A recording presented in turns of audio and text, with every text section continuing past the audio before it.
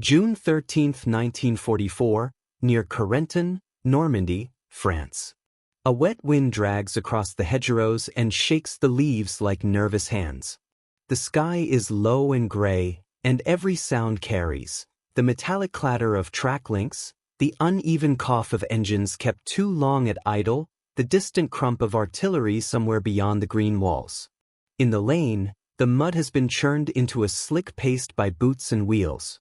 It clings to trousers, to gaiters, to anything that tries to move quickly. Along the left bank, half hidden where roots knot into the earth, American infantrymen press themselves into the hedgerow's shadow. Their helmets are stained with rain and dirt. Faces are tight, eyes flicking between the narrow opening in the vegetation and the little stretch of road that will decide whether they live through the next minute. Rifles are held close. A bar is braced low, muzzle angled toward the bend. And there, in the cramped space where the hedge rises like a living wall, lies the object that doesn't look like it belongs to the job it has been given. A long tube, awkward in the hands, with a simple sight and wiring that seems too exposed for war. The bazooka. In this terrain, everything feels close. 100 yards is a long shot because you can't see it. 50 yards can be an eternity because the enemy can appear without warning. 10 yards can be the distance between breath and fire. You, watching this unfold, can almost feel the dampness in the cloth and the cold in the metal. You can hear the quiet instructions, kept low, not shouted, because in Normandy the hedgerows turn the world into a maze of echoing corridors. Even a careless cough can be a signal. The German column is not yet fully visible, but it is audible, approaching in stages. First the engines, then the track noise, then the faint jingle of gear and the occasional bark of a command carried forward and swallowed by rain.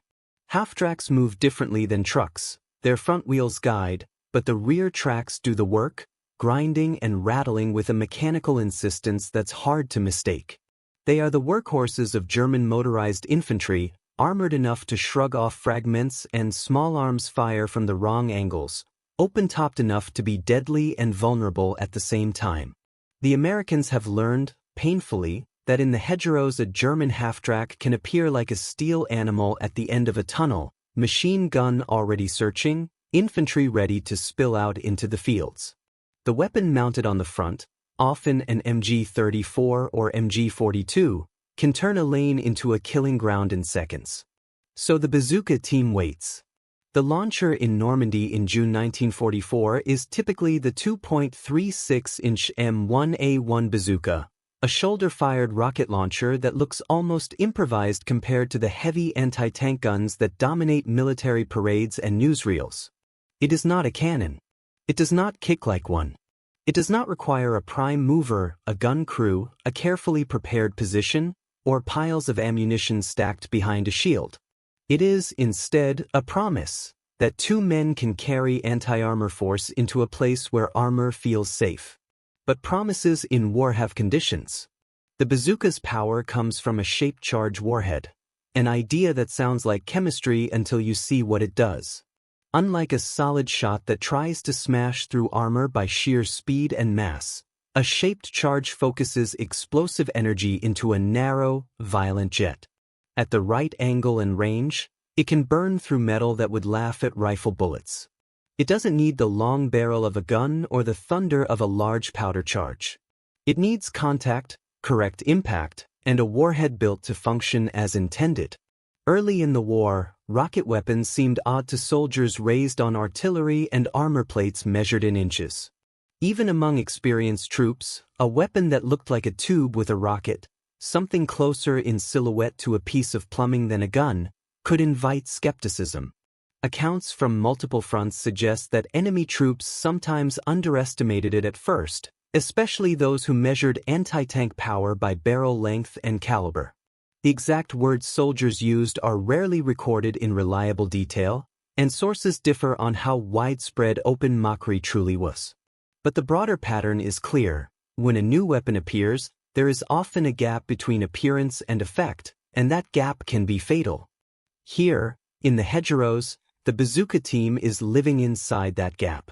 The assistant gunner keeps low, one hand on the rocket's body, careful with it the way you'd handle something that might betray you if treated carelessly.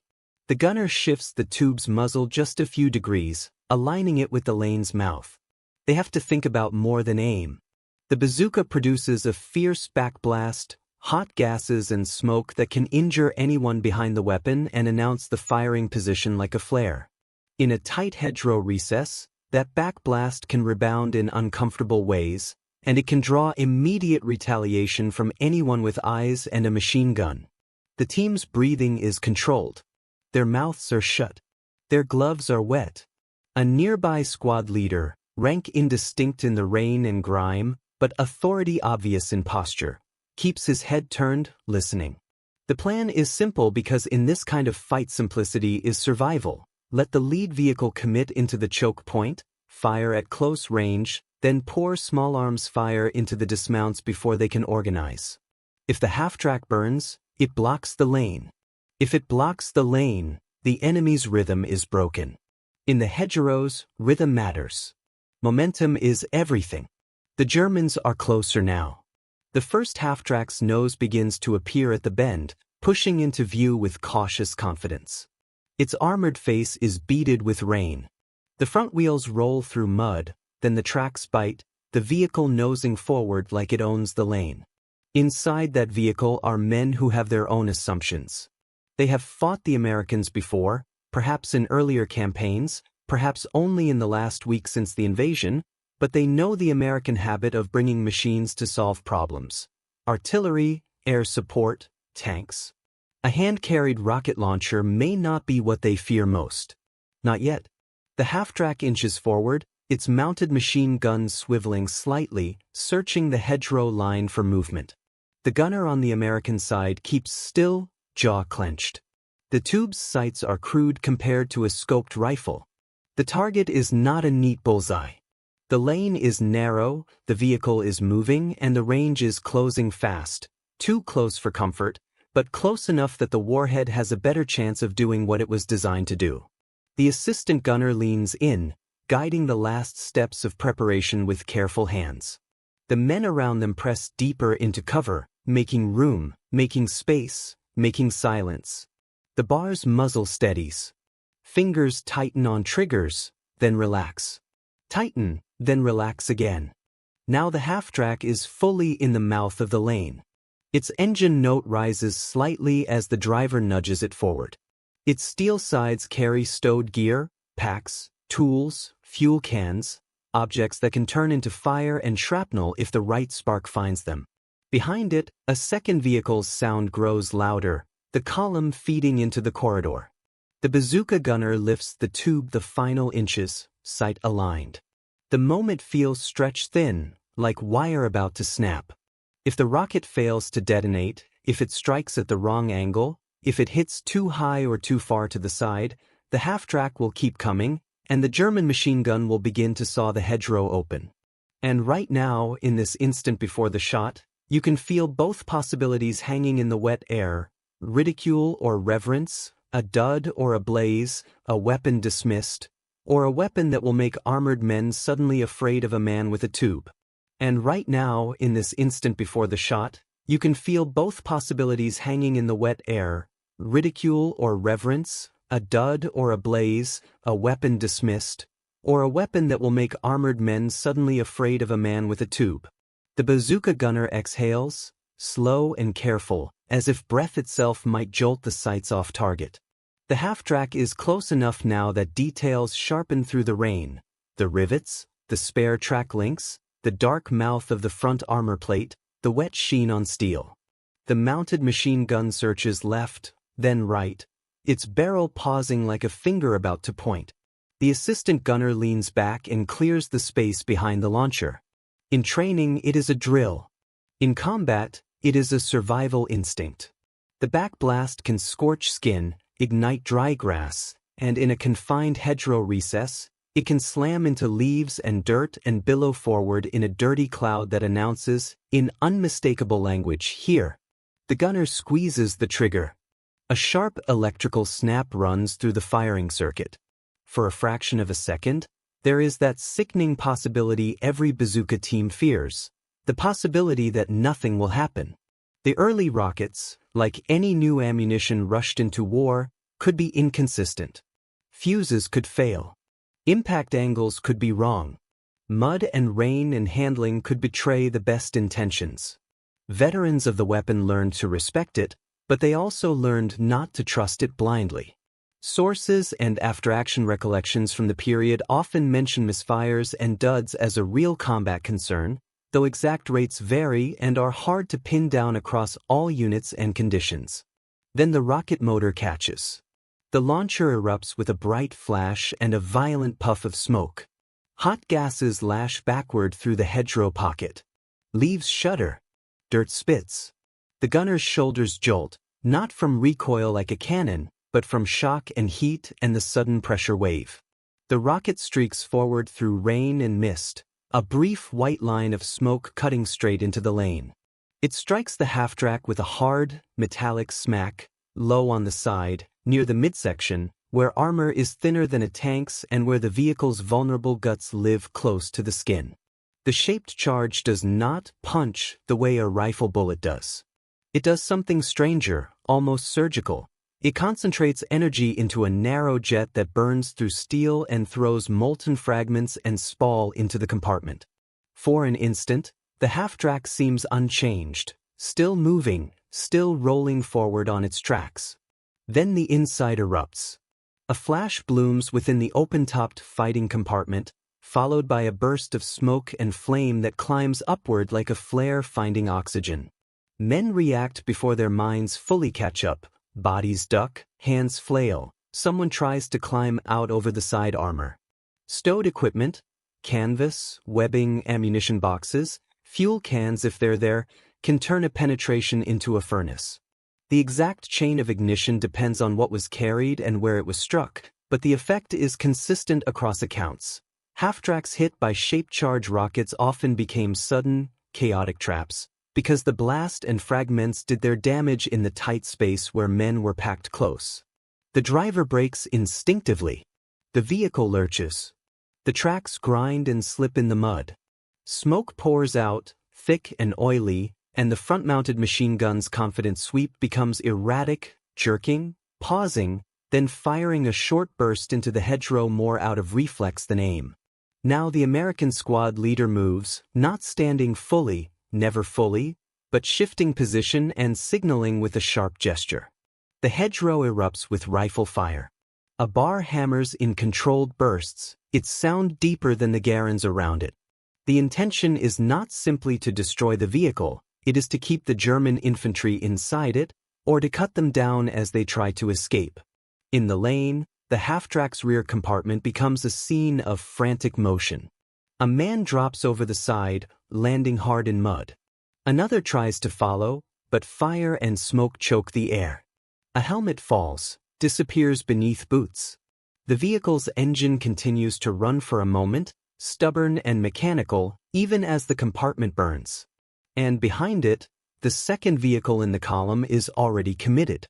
This is the other half of the ambush, one that every infantryman understands without needing a map. Roads and lanes in Normandy are narrow, bordered by banks and hedgerows that make turning around difficult. A burning or disabled vehicle doesn't just become wreckage. It becomes a cork in a bottle. The second half-track rounds the bend and immediately checks up, its driver seeing the smoke and flame and the sudden storm of American fire. The German column's rhythm breaks. The second vehicle's machine gun opens up, spraying the hedgerow line with long bursts, trying to rake the concealment and force heads down. The MG's rate of fire, especially if it is the MG-42, can sound like cloth tearing, and it turns leaves into confetti. Dirt fountains from the bank.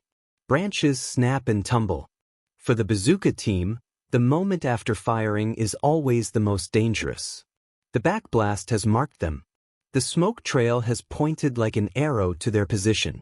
And now German suppressive fire is hammering into the very hedge that shelters them. The assistant gunner is already moving. He reaches for another rocket, hands wet and shaking, and brings it forward. The reload is not graceful. It is urgent. The weapon is long, the space is tight, and the rocket must be seated properly. The gunner shifts his body deeper into the recess, trying to reduce his silhouette while keeping the tube's muzzle oriented toward the lane. You can feel, watching this, how the hedgerow itself becomes part of the fight, branches snagging sleeves, mud grabbing boots, roots forcing men into awkward angles. It's not the open battlefield that pre-war doctrine imagined. It's a series of knife fights conducted through vegetation. The Germans begin to dismount from the second vehicle, not all at once, carefully, in bursts, using the Halftracks hull for cover. One man drops and rolls into the ditch. Another crouches behind the engine block. A third raises his rifle and fires into the hedge, seeking movement. They are trying to do what experienced troops always do in ambush terrain: get infantry off the vehicles, spread out, find the enemy's flanks, and silence the threat. The Americans answer with discipline born of fear. They keep low, fire controlled, shifting aim toward bodies in the ditch and shadows behind steel. A rifle grenade pops somewhere down the line. Whether American or German is hard to tell in the fog of noise, and the concussion thumps in the chest. The bazooka gunner risks a glance, then a fraction more. He knows the weapon's limits and his own. The 2.36-inch bazooka is potent against vehicles like Halftracks and lighter armored cars, and it can be lethal to tanks under favorable conditions, but it is not guaranteed. Armor thickness, impact angle, and the specific model of rocket warhead all matter. In Normandy, American troops were still learning where to aim, how close to let the target come, how to avoid a glancing strike that wastes the shot. The second Halftracks machine gun continues to rake the hedge. The leaves above the bazooka team shiver as rounds snap through them. Splinters sting faces. The assistant gunner tries to feed the new rocket into the tube, but the gunner's hand clamps on his wrist. Wait, not yet. Not while the German gun is staring straight at their pocket of greenery. Because now something else is happening. The German infantry, using the chaos of the burning lead vehicle as cover, is beginning to edge outward along the ditch line, trying to slide around the choke point and come in from the American side. In the rain and smoke, you can barely see them, but you can sense the shift, the way fire starts to come from a slightly different angle, the way the hedgerow to the left suddenly takes more hits, the way an American rifleman stiffens and points without speaking. And deeper behind the bend, beyond the second vehicle, a heavier engine note begins to grow, lower, steadier, with a weight that doesn't sound like a half-track at all. And deeper behind the bend, beyond the second vehicle, a heavier engine note begins to grow, lower, steadier, with a weight that doesn't sound like a half-track at all. In the hedgerows, sound arrives before certainty. A tank's rumble can be muffled by earth banks and leaves. An assault gun can lurk behind a curve like a boulder that suddenly decides to move. Even a truck in low gear can imitate menace when you can't see more than 30 yards. But the men pressed into the wet green wall don't need perfect identification to feel the shift in the air. Something heavier is coming toward a lane already clogged with burning steel. The German infantry at the choke point reacts first, not with elegance, but with drilled instinct. They stop trying to force the second half-track forward and start trying to own the ground around it. Dismounts spread along the ditch line. One pair hugs the far bank, using the vehicle's armored nose as cover while they lean out to fire. Another pair pushes toward the hedgerow gap, not rushing, never rushing, but inching, measuring the Americans' firing rhythm, looking for the muzzle flashes and smoke that betray positions. The bazooka team has already learned the first cruel lesson of rocket ambushes. Your first shot is your loudest introduction. Backblast smoke still hangs in the recess where they fired. Leaves are scorched and trembling. The Germans don't have to guess where the launcher is. The lane itself points the way. Suppressive fire intensifies, chewing the hedge and bank. Rounds snap through twigs, and the vegetation stops feeling like camouflage and starts feeling like paper. The American gunner presses his cheek against mud, trying to make his body as small as a shadow. The assistant gunner holds the second rocket close, waiting for the moment when moving won't mean being cut in half by machine gun fire.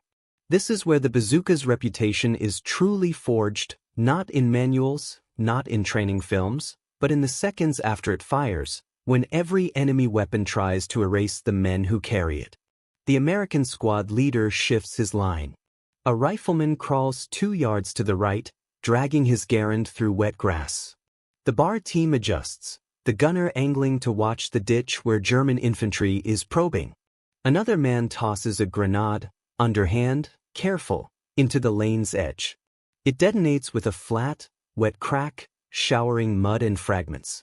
The goal is not always to kill, it is to disrupt, to break the enemy's timing so they can't coordinate a push into the hedgerow. In this close terrain, anti-tank is often less about tanks and more about the vehicles that make infantry dangerous.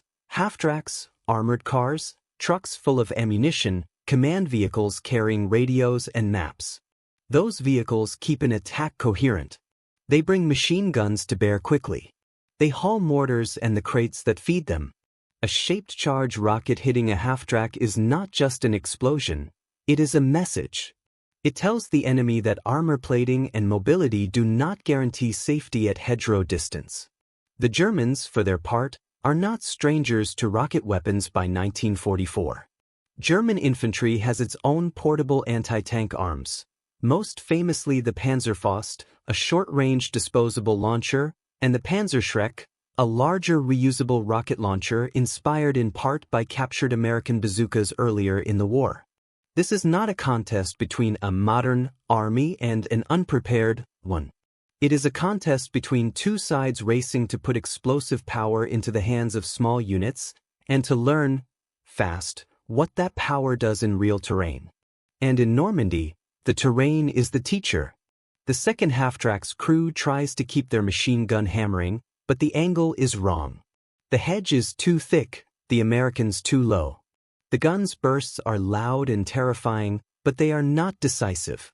Meanwhile, German riflemen and submachine gunners begin to do what the machine gun cannot: pick their way along the bank, seeking to come around the Americans' flank.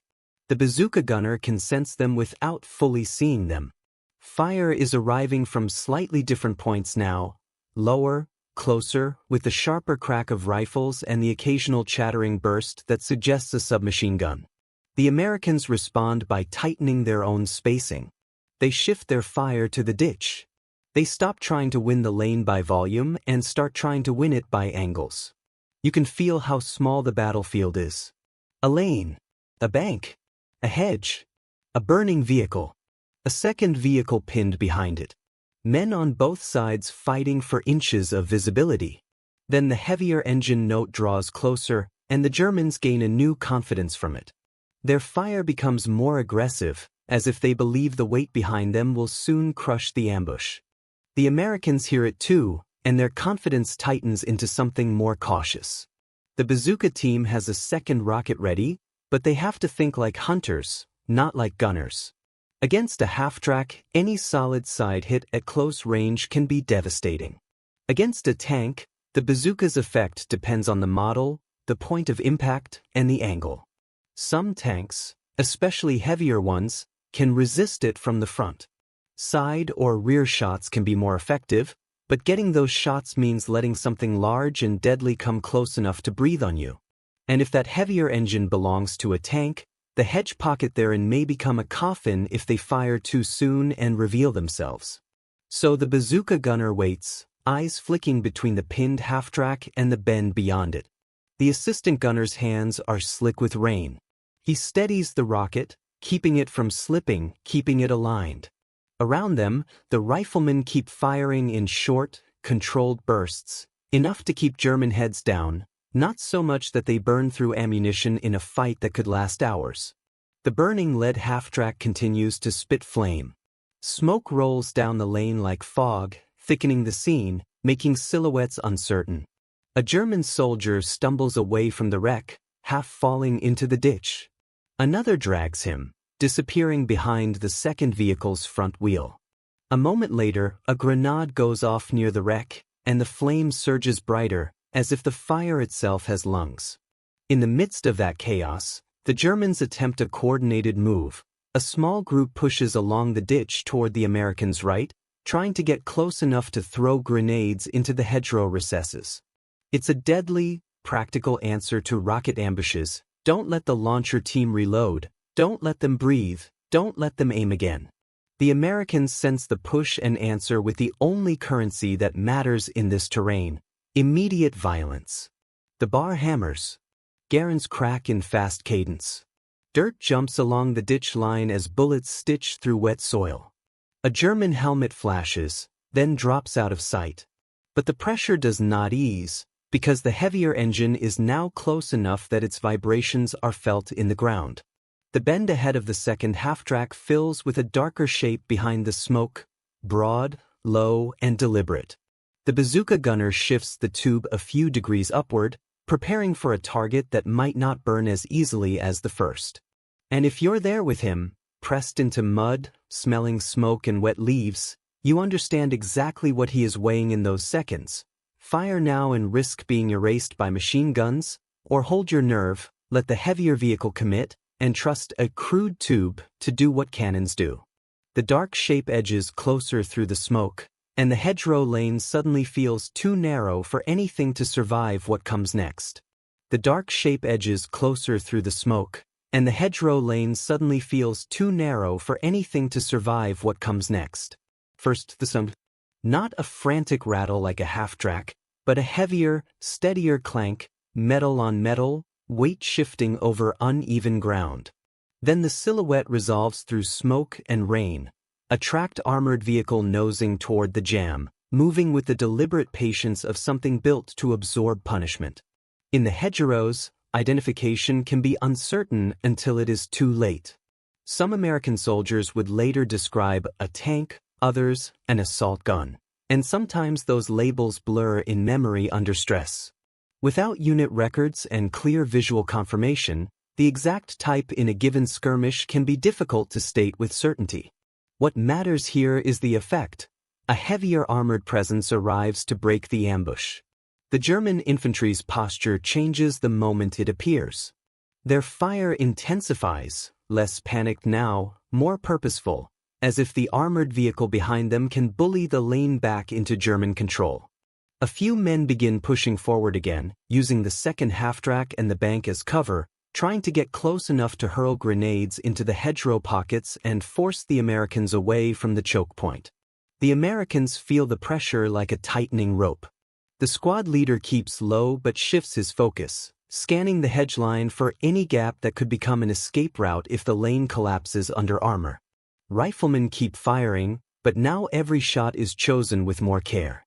Ammunition is not infinite. Nerves are not infinite.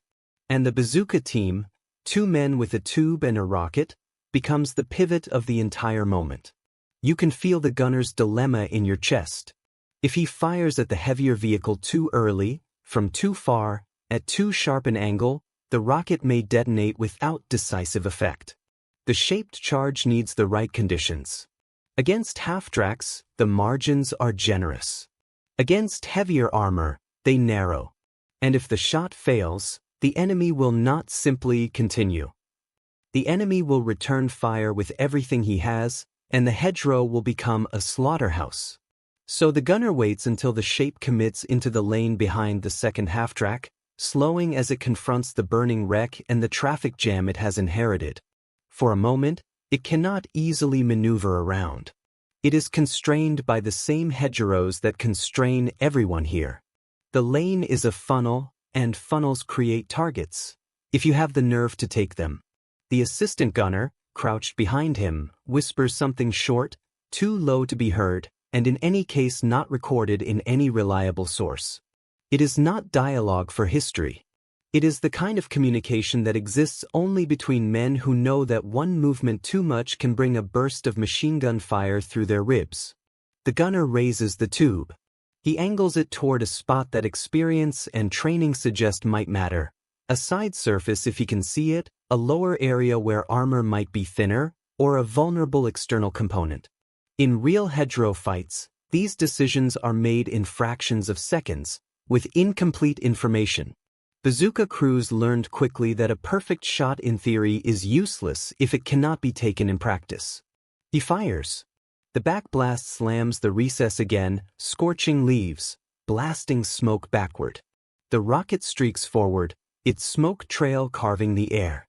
German riflemen, already trained to recognize the telltale signature of rocket fire, immediately redirect their aim toward the launch point. A machine gun chatters, rounds snapping through foliage. The hedgerow trembles as if struck by a storm. The rocket impacts the armored vehicle with a sharp report, different from the half-track hit, deeper, harder. For an instant, it is unclear what the effect is. The smoke and rain obscure everything, and the Americans cannot afford to lift their heads too high to confirm. The bazooka's relationship with heavier armor is often uncertain, and sources across the war reflect that uncertainty. Sometimes rockets penetrated, sometimes they failed, sometimes they damaged external gear or tracks and forced a vehicle to halt without catastrophic loss. But something changes. The armored shape slows, then hesitates, as if the driver or commander has felt the shock and must decide whether to continue into a lane already alive with unseen threats. It does not surge forward with confidence. Its movement becomes cautious, testing. That caution is a victory in itself, because in the hedgerows, hesitation can be the difference between a breakthrough and a stalled attack. And now the Americans do what Normandy taught them to do. They exploit hesitation immediately. Rifle fire intensifies against the German infantry in the ditch. The bar hammers, and a grenade detonates near the second half-track's front, forcing men to duck and roll away from its hull. The German dismounts, already shaken by the burning lead vehicle, now face a problem they did not want: a portable rocket weapon that can strike not only half-tracks but also threaten heavier armor enough to make it cautious. This is the moment when the weapon's reputation changes, not in some grand announcement, but in a subtle shift inside the enemy's mind. The bazooka is no longer a crude tube. It is a thing you must respect, because it makes you vulnerable in places you believed were safe. And once a weapon becomes respected, it becomes feared. You can see the fear in behavior more than in faces. German infantry begins to look for the bazooka team specifically. Their fire becomes targeted, not general. They try to rake the hedgerow pockets. They probe for flanks. They throw grenades toward any suspicious recess. They understand something the Americans already learned the hard way. Rocket teams are small, exposed, and lethal. If you kill the bazooka, you reopen the lane. But the Americans are not alone in this moment. They are supported by the battlefield's own logic. The lane is blocked by flame and wreckage. The German column is compressed. The heavier armored vehicle cannot easily bypass the wreck without exposing itself to more close-range threats. The infantry, squeezed into a narrow corridor, cannot spread wide enough to safely flank without running into other American positions along the hedgerow maze. And beyond this single lane, the implications spread. By June 1944, the bazooka is part of an accelerating anti-tank race. Germany fields Panzerfausts in large numbers and employs Panzerschreck teams as dedicated tank hunters. The Americans and British rely on a mix of anti-tank guns, tank destroyers, artillery, and infantry rockets like the bazooka and the PIAT. Each side learns, captures, studies, ups. Captured weapons are examined. Ammunition types are compared. Countermeasures appear: spaced armor, improvised shielding, tactical drills emphasizing infantry screens and rapid suppression of rocket positions. In Normandy specifically, the hedgerows amplify the importance of portable anti-armor weapons because the engagement distances collapse. A tank that might be relatively secure at range becomes vulnerable when forced into a lane where shots can be taken from 30 yards or less. A half-track that might race down a road in open country becomes a rolling target in a corridor with no room to evade. The Americans in this hedgerow pocket do not think in terms of doctrine papers. They think in terms of whether they can hold the line through the next minute. The German infantry tries one more push along the ditch, attempting to close the distance to grenade range. But the American squad leader, reading the movement through sound and glimpsed shadows, shifts his men and concentrates fire. The push falters. A body drops into the mud. Another crawls backward, dragging himself by elbows. The second half-track begins to reverse slightly, its driver trying to create space from the burning wreck and the invisible threat ahead. The heavier armored vehicle, whether tank or assault gun, holds, then begins to edge back as well. Not a rout, not panic, but a tactical withdrawal from a lane that has become too costly. It is the kind of decision that experienced crews make when they cannot see the threat and cannot afford to lose a vehicle to it. The Americans seize the moment. They do not chase into the open lane. They remain in cover, disciplined, exhausted, alive. The Bazooka team, hands shaking from adrenaline and heat, begins the careful work of preparing to move, because they know the enemy will not forget where that backblast came from. In the hedgerows, surviving an ambush is only half the battle. Surviving the counterattack is the other half. And as the smoke continues to roll over the lane, the lesson settles into the battlefield like dampness into cloth. In close country, power isn't only measured by the size of a gun.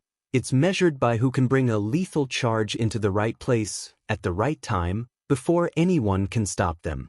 Somewhere beyond this hedgerow, in other lanes and other fields, German troops will adjust their spacing and their screens. American troops will teach new bazooka men where to aim and when to fire. Both sides will pass the knowledge along in briefings and muttered warnings, because in Normandy knowledge travels faster than reinforcements. And if you're standing there in your mind, listening to the crack of rifles fading into the rain, you understand why the mood has changed. What looked crude has proven terrifyingly practical, and in war, practicality is what survives.